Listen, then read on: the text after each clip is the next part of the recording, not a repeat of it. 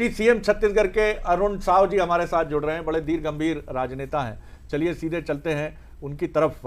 अरुण साव जी, पहली प्रतिक्रिया आपकी। मध्य प्रदेश छत्तीसगढ़ में तो बीजेपी ने अपना जो इकबाल है बुलंद ही रखा है, क्या कहेंगे जी? शरद जी नमस्कार आपको। जी जी, प्रणाम कर रहा हूं। इकबाल बुलंद है मध्य प्रदेश छत्तीसगढ़ में जी। प्रणाम जी जी। हाँ जी, बिल्कुल। मोदी की गारंटी जिस प्रकार से पूरी की है हमने, और मध्य प्रदेश में 29 की 29 सीट, छत्तीसगढ़ में 11 की 11 सीट भारतीय जनता पार्टी जीतने वाली है। पर शरद जी, एक बात स्पष्ट हो गया है जी। वैसे अभी 3 चरणों का मतदान हुआ है, 3 राउंड की गिनती हुई है। ये प्रारंभिक रुझान ही है, पर इन प्रारंभिक रुझानों में यह स्पष्ट हो चला है कि नरेंद्र मोदी जी के नेतृत्व में तीसरी बार सरकार बनने जा रही है। जी हाँ, जी हाँ। ये बहुत बड़ी उपलब्धि होती है कि लगातार 10 साल सरकार होना और उसके बाद तीसरी बार फिर से जनमत प्राप्त कर लेना, ये बहुत बड़ी उपलब्धि है। ऐसे समय में जब इंडी गठबंधन, कांग्रेस पार्टी और विपक्षी दलों ने हर प्रकार का षड्यंत्र किया, प्रोपोगेंडा किया, डर दिखाया, भ्रम फैलाया, भय दिखाया, उन सब को देश की जनता ने नकारा और नरेंद्र मोदी जी पर भरोसा किया। पिछले 10 सालों में जो काम नरेंद्र मोदी जी ने किया है, अभी मैं सुन रहा था कोई वक्ता बोल रहे थे कि मोदी जी ने अपनी कोई उपलब्धि नहीं बताई। 10 साल में 4 करोड़ परिवार को पक्का आवास मिला, प्रधानमंत्री आवास, ये कौन नकार सकता है?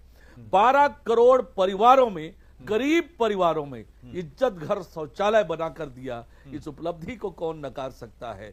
जिस प्रकार से प्रधानमंत्री किसान सम्मान निधि योजना का लाभ किसानों को मिला, जिस प्रकार से आयुष्मान भारत योजना ने, लेकिन मैं लाखों परिवारों आपकी तरफ आता हूं, इसका जवाब मुझे दीजिएगा। आप बड़े संजीदा राजनेता हैं जी। नरेंद्र मोदी जी ने इस 10 सालों में किया है जी। किस प्रकार से मेरी आवाज पहुंच रही है आप तक?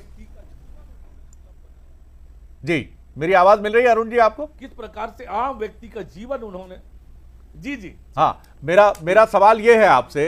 मैं छत्तीसगढ़ के विधानसभा चुनाव के समय छत्तीसगढ़ आया था और मैंने देखा था, मैं करीब रात 11 बजे आपसे मिला था। आपका एक साधारण सा अस्थाई निवास था, स्थायी निवास था, मैं नहीं जानता, लेकिन वहां भोजन के लिए जब बात हुई तो रात 11 बजे आपने कहा कि नहीं, अभी भोजन नहीं करूंगा, भोजन 1 से 1:30 के बीच में जाएगा। आप उसी तरह मुस्कुराते हुए, जबकि चुनौती थी, स्वास्थ्यगत कारणों से आपके निकट के लोग कह रहे थे भोजन तो कर लीजिए, लेकिन आपने भोजन नहीं किया। पहले मुझसे बातचीत की, उसके बाद कार्यकर्ताओं से मिलना पसंद किया।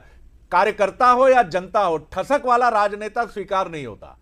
आपने भी देखा, मुझे लगता है कि इस चुनाव में उत्तर प्रदेश में तो अलग कारण हो सकते हैं, लेकिन कई जगह बीजेपी के शायद ठसक वाले कार्यकर्ता जो प्रत्याशी के तौर पर मैदान में थे, जनता ने उन्हें पसंद नहीं किया। तो एक टिप्पणी आपकी जरूर चाहूंगा कि आप जब सार्वजनिक जीवन में आए हैं तो आपको यह ठसक अकड़ से दूर ही रहना चाहिए।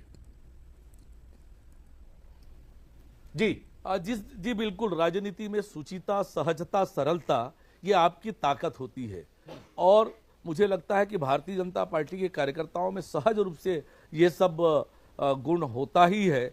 और आज इसीलिए भारतीय जनता पार्टी दुनिया की सबसे बड़ी राजनीतिक दल हुई है, और भारतीय जनता पार्टी के नेता नरेंद्र मोदी जी के नेतृत्व में इसीलिए लगातार तीसरी बार सरकार बनने जा रही है। शरद जी, मैं बहुत छोटा कार्यकर्ता हूं, पार्टी ने बड़ी जिम्मेदारी दी है, तो मैं अपना जो मूल स्वभाव है उस स्वभाव के अनुरूप ही रहना और काम करना पसंद करता हूं। अभी भी एक छोटा से कार्यकर्ता के नाते काम करता हूं। अपनी जिम्मेदारी को बखूबी निर्वहन करना, जनता के प्रति, जनता की सेवा के लिए समर्पित होकर पूर्ण मनोयोग से काम करना, ये स्वभाव है। पर यह है कि अभी प्रारंभिक रुझान है, 3 राउंड की गिनती संभवतः अभी पूरी हुई है, पर एनडीए और भारतीय जनता पार्टी की सीटें अभी बढ़ेगी, ये स्पष्ट है। बिल्कुल। लेकिन ये जरूर साफ साफ ध्यान रखना है कि मध्य प्रदेश और छत्तीसगढ़ अब केंद्रीय नेतृत्व की निगाह में है। उत्तर प्रदेश ने साथ जरूर नहीं दिया है, रुझानों की बात कर रहा हूं, लेकिन आप दोनों राज्यों ने बहुत बढ़िया काम किया है और एक नया नेतृत्व चुना है केंद्रीय नेतृत्व ने। विष्णुदेव साय, अरुण साव, विजय शर्मा, और इसी तरह मध्य प्रदेश में डॉक्टर मोहन यादव, वीडी शर्मा।